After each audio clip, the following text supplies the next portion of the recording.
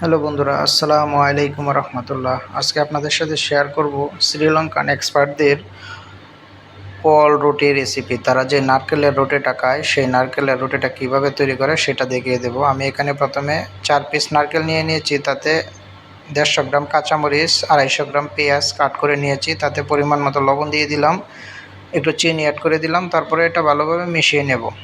পেঁয়াজ, কাঁচামরিচ, লবণ, চিনি দিয়ে নারকেলটা ভালোভাবে মিক্স করার পর তার উপরে আমি এখানে 2 কেজি আটা দিয়ে দিলাম।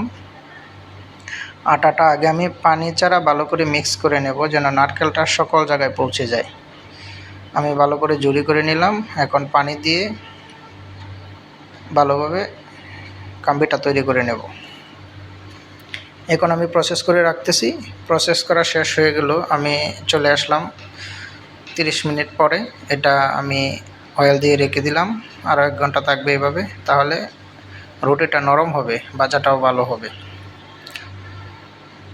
ব্যাস, তৈরি হয়ে গেল আমার খাম্বি। এখন আমি চলে যাব ইভিনিং টাইমে এটার প্রসেসিংয়ে, এখন অন্যান্য কাজ করব। আবার ফেরত আসলাম আপনাদের মাঝে পল রুটি মেকিং টিপস নিয়ে। আমি বড় সাইজের রুটি বানিয়ে নিলাম, সেটা ছোট ছোট আকারে কাট করে নেব। যে যেরকম পছন্দ করে, এটার বিভিন্ন ধরনের ডাইস পাওয়া যায়। আমি ছোট সাইজের ডাইসে কেটে নেব। এখন আমি ফ্রাই প্রসেসে চলে আসলাম। আমি তাওয়াটা গরম করে নিয়েছি, তাতে আমি 20 থেকে 22টা রুটি একবারে দিয়ে ফ্রাই করে নেব। তৈরি হয়ে